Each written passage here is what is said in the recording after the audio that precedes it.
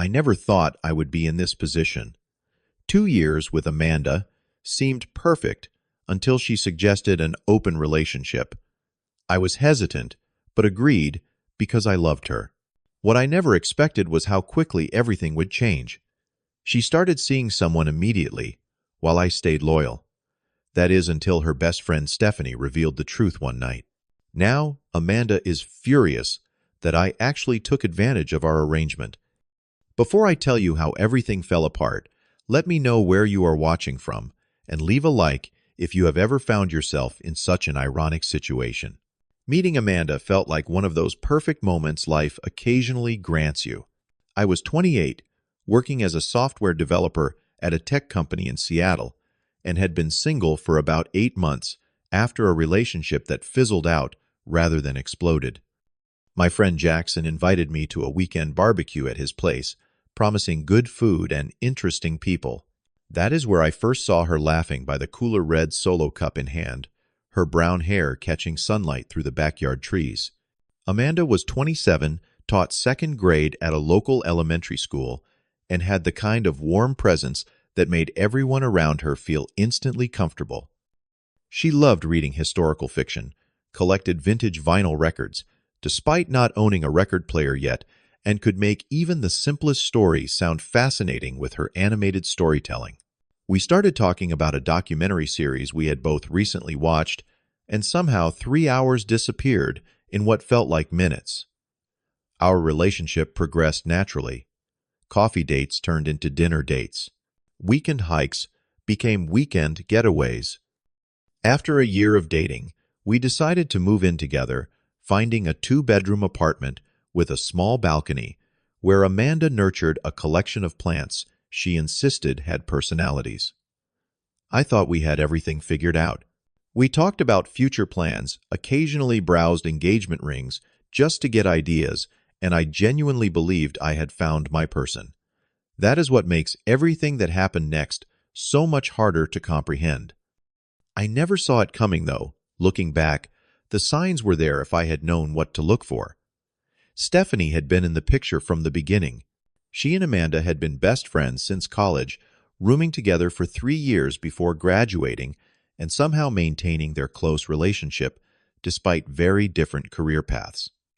While Amanda chose teaching and loved the stability and purpose it gave her, Stephanie worked as a stylist for a fashion magazine, her life seemingly filled with industry parties and travel opportunities. The first time I met Stephanie was about 3 months into dating Amanda.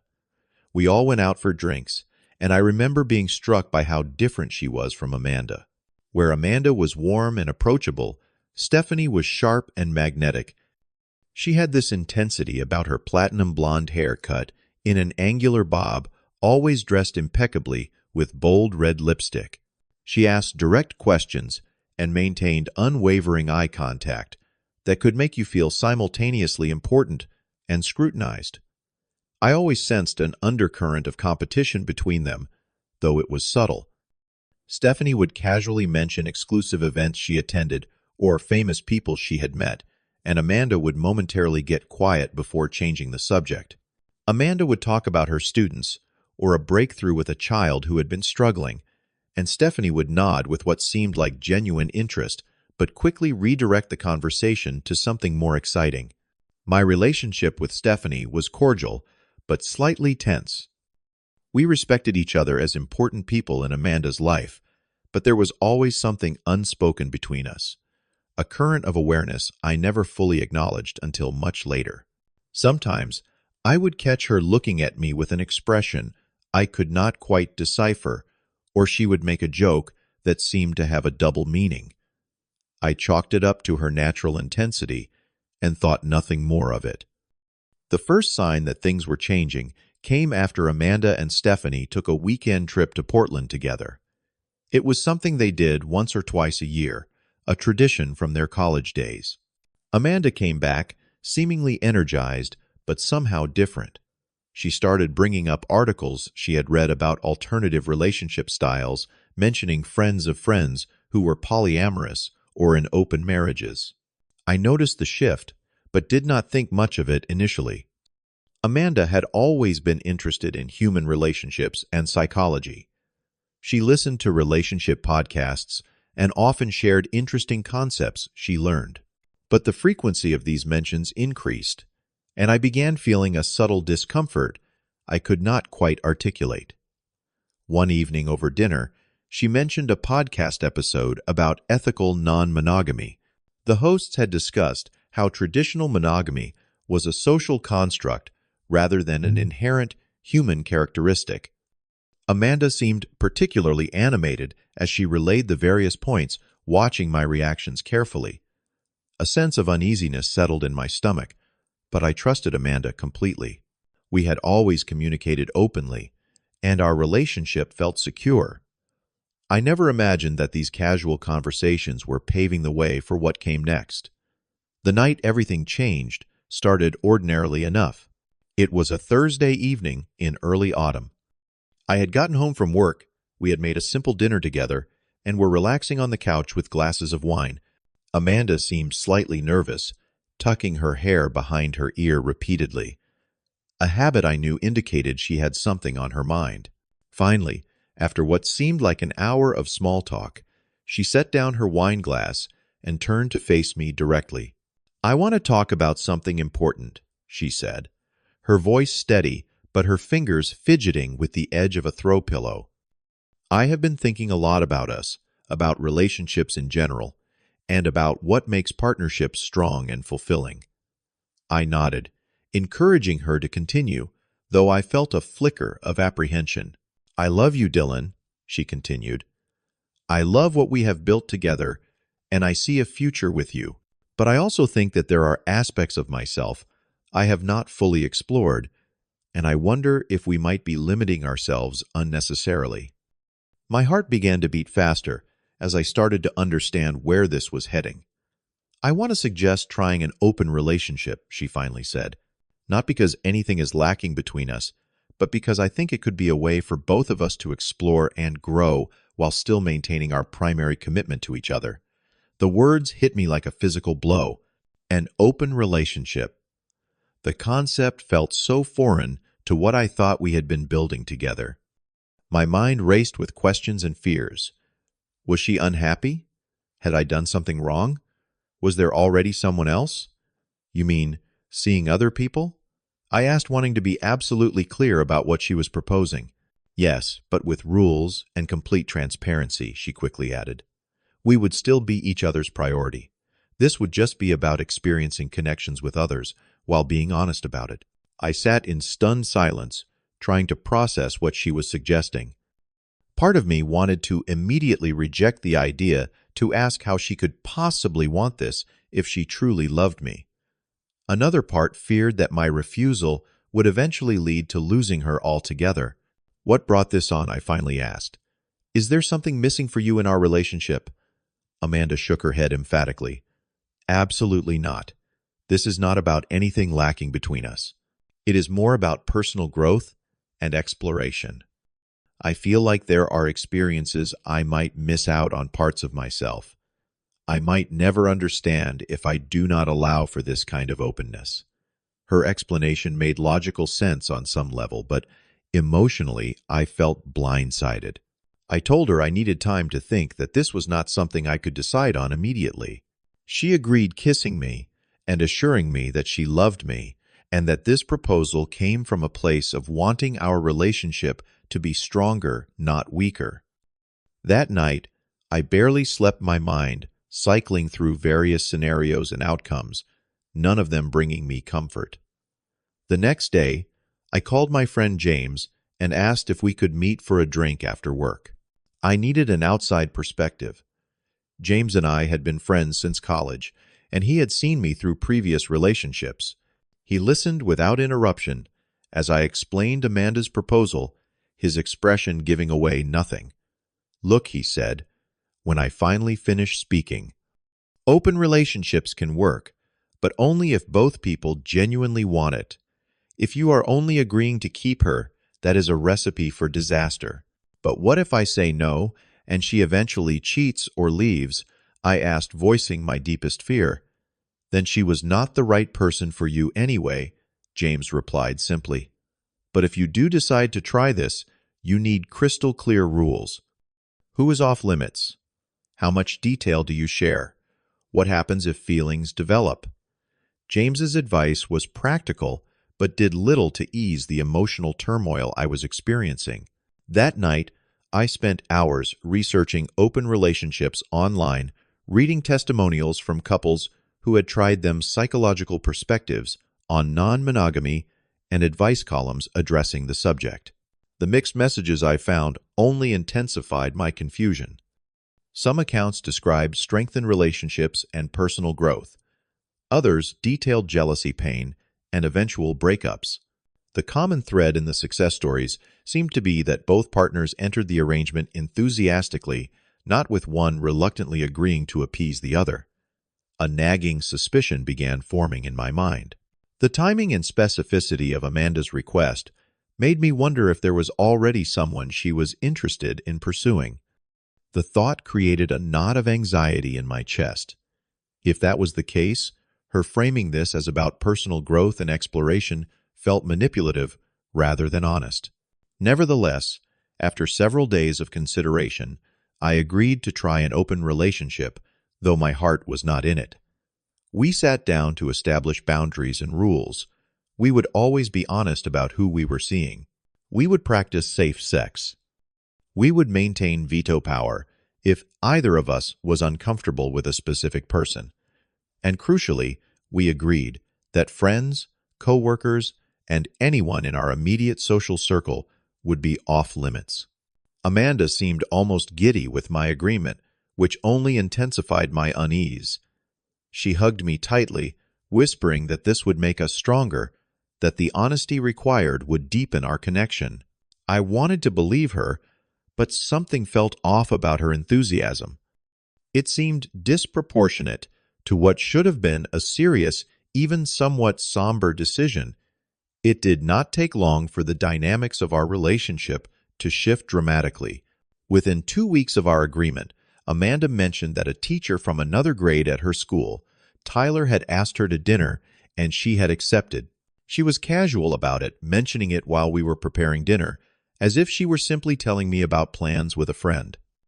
"I do not have to go," she offered, studying my reaction. "This is all new. We can take it slower if you need." But something in her eyes, a mixture of hope and challenge, made me swallow my instinctive objection. "No," I said, forcing a neutral tone.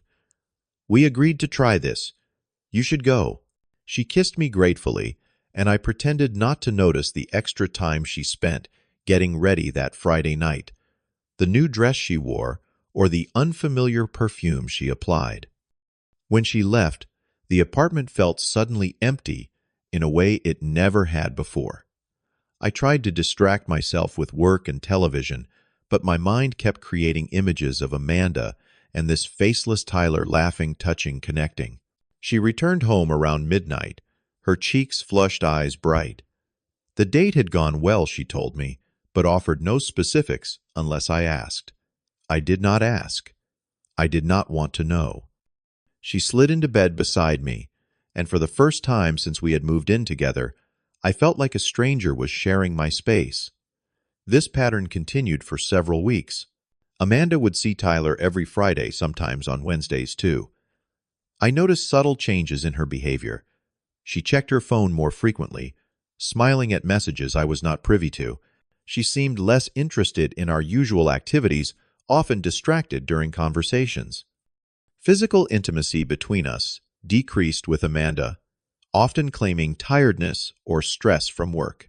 Meanwhile, I made no effort to pursue anyone else. The thought held no appeal. I wanted Amanda the relationship we had before, not connections with strangers. My growing unhappiness must have been evident because one evening, when Amanda was getting ready to meet Tyler, she paused in the bedroom doorway. "You know you could be seeing people too," she pointed out. "That was the whole idea. Maybe it would help with the jealousy if you also explored connections with others." Her suggestion felt like salt in a wound. I am not jealous. I lied. And I will date someone when I meet someone I want to date, not just to even some score. Amanda shrugged and continued getting ready, As she was about to leave, the doorbell rang. It was Stephanie holding a bottle of wine and wearing a sympathetic expression. "Thought you might want some company tonight," she said, looking past Amanda to me. Amanda seemed momentarily annoyed, but quickly masked it. "That is sweet of you," she said to Stephanie. "Dylan has been spending too many nights alone anyway. I will see you both later." After she left, Stephanie and I opened the wine and ordered takeout. Initially, conversation was casual, but as the evening progressed and the wine bottle emptied, the tone shifted. "How are you really doing? With all this open relationship stuff?" Stephanie asked, tucking her legs under her on the couch, her body angled toward me. I considered deflecting, but found myself wanting to talk about it. Honestly, not great. It was not my idea, and I only agreed because I was afraid of losing her. Stephanie nodded slowly, as if I had confirmed something she already suspected. "I think Amanda expected you to resist more," she said thoughtfully. "Or maybe she expected you would never actually agree." "What do you mean?" I asked, something cold settling in my stomach. Stephanie hesitated, then seemed to make a decision. "Look, I probably should not tell you this, but Amanda started talking about Tyler before she ever brought up opening your relationship. They met at a school function months ago. She told me there was a spark, but she felt guilty about it." Each word felt like another crack in the foundation of what I thought my relationship was. So the whole thing about personal growth and exploration was partly true, I am sure, Stephanie interjected. But also convenient justification. I sat in stunned silence, processing this new information. All the pieces suddenly fit together. Amanda's increasing mentions of non-monogamy, after spending time with Stephanie, her enthusiasm, when I agreed her immediate pursuit of Tyler. What I had viewed as a philosophical exploration of relationship structures was actually a carefully constructed path to pursuing someone specific without the guilt of cheating. As the realization washed over me, I noticed Stephanie watching me with an intensity I had seen before but never fully acknowledged. She moved closer on the couch, her hand lightly touching my arm. "I have always thought Amanda takes you for granted," she said softly. "Even before all this. You deserve someone who sees how special you are." The shift in energy was palpable. Despite my emotional turmoil, I was suddenly aware of Stephanie in a way I had not allowed myself to be before. The subtle floral scent of her perfume, the way her blouse slipped slightly off one shoulder, the genuine concern in her eyes mixed with something else. "I should not be thinking about you this way," I said, the wine making me more honest than I might have been otherwise. "You are her best friend. And she is sleeping with another man while you sit home alone." Stephanie responded, her voice gentle, but her words cutting to the core truth. "The rules have changed, Dylan." She changed them. What happened next felt both surprising and inevitable. Stephanie leaned forward and kissed me tentatively at first, then with growing confidence when I did not pull away. My initial instinct was to stop it to maintain some moral high ground, but that impulse quickly faded under the weight of revelation and desire. If Amanda had orchestrated this entire arrangement specifically to pursue Tyler, why was I holding myself to standards she had already abandoned? Stephanie and I moved to the bedroom, a decision crossing a line that could never be uncrossed. There was an intensity to our connection that caught me off guard, a hunger in her touches that made me feel wanted in a way I had not felt in months. Afterward, as we lay catching our breath, the magnitude of what we had done began to sink in. "I just slept with my girlfriend's best friend," I said to the ceiling. Stephanie propped herself up on one elbow, looking down at me. "Technically, you just slept with someone while in an open relationship. The best friend part is just an unfortunate detail." There was a twisted logic to her statement, but we both knew the situation was far more complicated than that. Stephanie left early the next morning, both of us recognizing the need to process what had happened separately. In her rush, she forgot her distinctive silk scarf, an item Amanda would immediately recognize. I tucked it into a drawer, unsure of what to do next. The hours that followed were filled with conflicting emotions. Guilt twisted through me, colliding with a sense of vindication. There was shame, certainly, but also a reclaiming of power that had been subtly stripped from me over the past weeks. Most surprisingly, there was clarity. The fog of confusion and hurt that had clouded my thinking since Amanda's proposal was lifting, revealing hard truths I had been avoiding. I considered coming clean immediately when Amanda returned, but something held me back.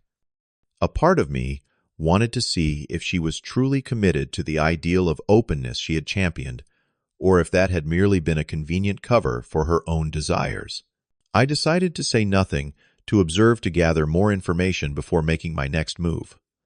That evening my phone lit up with a message from Stephanie. Last night was unexpected but not unplanned, at least on my part. I have wanted to tell you for a long time that I see you, Dylan, really see you. In ways Amanda stopped doing months ago. The message continued, explaining that her feelings had developed gradually, that she had tried to suppress them out of loyalty to Amanda, but that watching how the open relationship was affecting me had broken her resolve. She ended with, "Whatever happens next, I want you to know it was real for me. Not revenge, not a game. Real." I did not respond immediately, needing time to sort through my own feelings. Was there something genuine between Stephanie and me, or was this merely the product of hurt and opportunity? The answer was not simple. Meanwhile, Amanda continued her pattern, as if nothing had changed. She saw Tyler on Friday returning home with the same bright energy, the same careful vagueness about details, unless directly asked. I watched her with new eyes, noticing how she checked her phone when she thought I was not looking, how her stories about her days now contained careful omissions. 3 days after my night with Stephanie, everything unraveled. I was in the shower when Amanda entered the bedroom and began searching for something in her drawer. I heard a sudden silence, then rapid movement. When I emerged from the bathroom, she was standing in the center of the room, Stephanie's scarf clutched in one hand, my unlocked phone displaying Stephanie's messages in the other.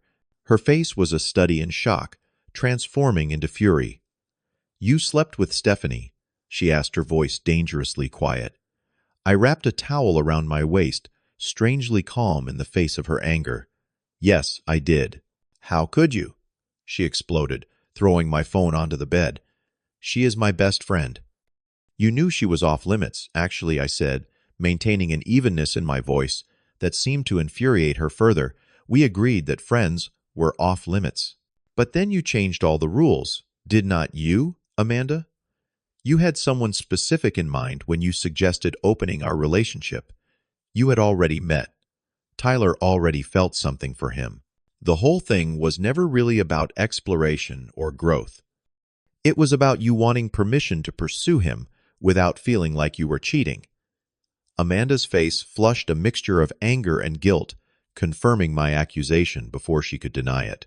"That is completely different," she stammered. "I still love you. Tyler is just what I interrupted. Just someone you were attracted to and wanted to sleep with while keeping me as a safety net. You never expected me to actually take advantage of the arrangement, did you? You thought I would wait faithfully at home while you explored your options. You are twisting everything," Amanda shouted, tears starting to form. "And with Stephanie, of all people, you know how complicated our friendship is, how competitive she can be. She only did this to hurt me." The accusation ignited a protective anger I had not anticipated. "No, Amanda. Stephanie did this because she saw what you were doing to me. She was honest with me in ways you have not been in months." Pulling out my phone, I called Stephanie, putting it on speaker despite Amanda's protests. When Stephanie answered, I simply said, "Amanda found your scarf. I think we all need to talk." 20 minutes later, Stephanie arrived, tension visible in every line of her body as she entered our apartment. Amanda immediately launched into accusations, calling her a traitor and a fake friend. Stephanie absorbed the verbal assault with surprising composure before responding. "I have watched you manipulate Dylan for months," she said, when Amanda finally paused for breath. You told me about Tyler before you ever mentioned an open relationship to Dylan. You showed me texts from him dating back to February. You literally said to me, I think I can get Dylan to agree to this if I frame it the right way.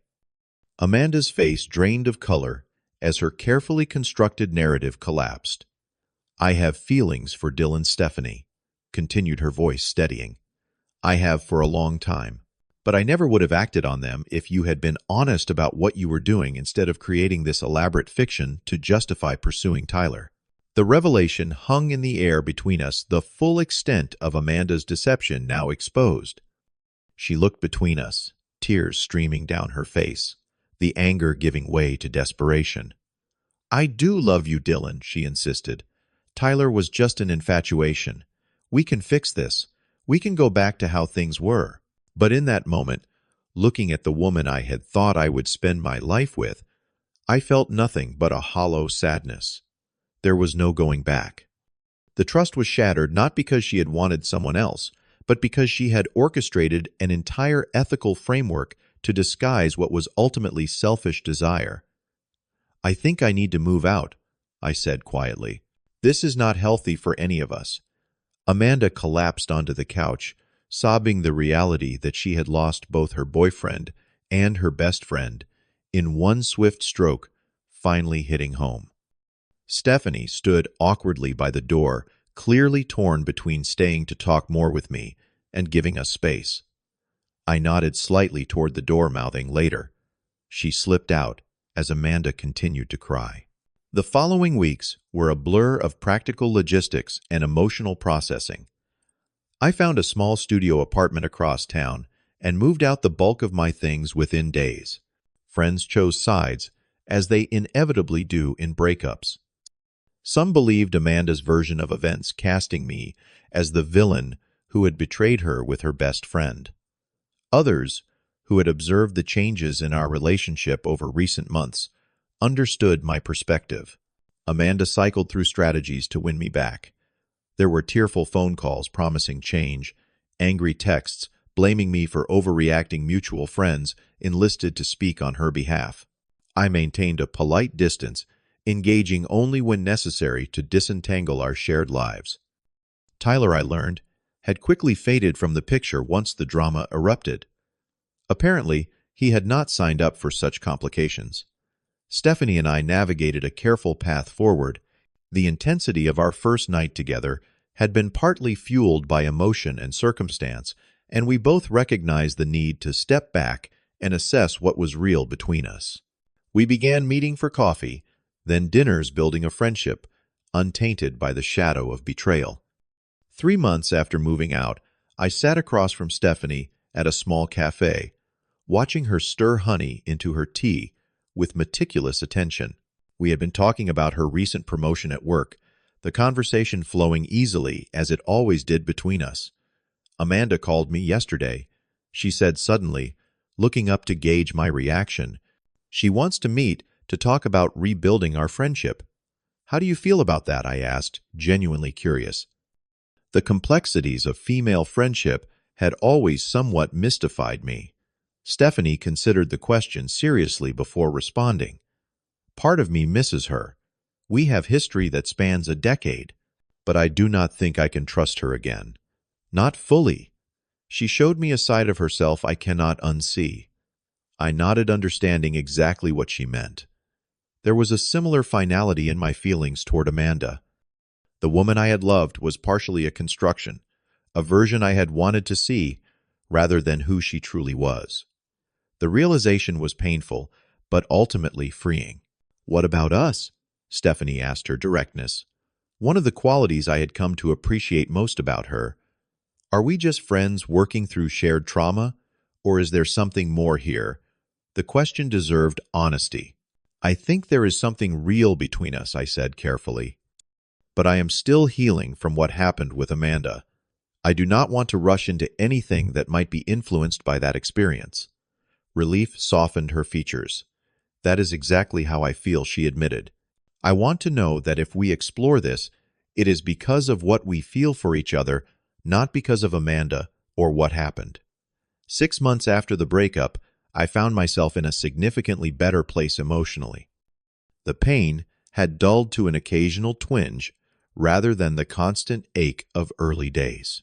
I had reconnected with old friends, taken up rock climbing as a new hobby, and even started a side project developing an app I had been conceptualizing for years. Stephanie and I continued our careful dance of getting to know each other properly without the shadow of Amanda between us. We discovered shared interests neither of us had known about before, debated politics with passionate intensity, and gradually built something that felt both exciting and stable. 1 year after everything fell apart, I sat on the balcony of my new apartment, watching the sunset paint the sky in brilliant oranges and pinks. My phone buzzed with a text from Stephanie, asking if I wanted company. As I replied with a simple yes, I reflected on the strange path that had led me here.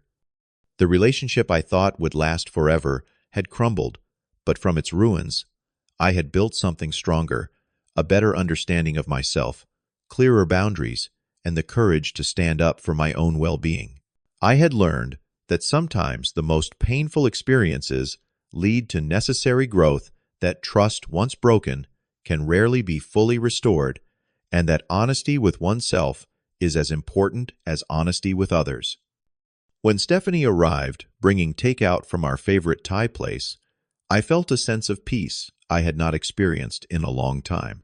We were taking things slowly, both aware of the complicated history between us, but there was a foundation of genuine respect and understanding that gave me hope for whatever came next. In the end, I realized that the open relationship Amanda had proposed had indeed taught me something valuable about love and commitment, though not in the way she had intended. True openness in relationships is not about the freedom to pursue others, but about the courage to be vulnerable, to communicate honestly about needs and desires, and to respect the autonomy of your partner, even when it means letting them go. Have you ever found yourself in a situation where you had to choose between what someone was telling you and what your instincts were saying, where the hardest part was not making the choice, but accepting what that choice revealed? If so, let me know in the comments below. Sometimes the most important lessons come from our most painful experiences. Thank you for listening to my story. If it resonated with you in any way, please consider subscribing for more real-life experiences. Give this video a like if you believe in the power of trusting your gut, and share it with someone who might need a reminder that they deserve honesty in their relationships. Until next time, remember that sometimes the most loving thing you can do is walk away.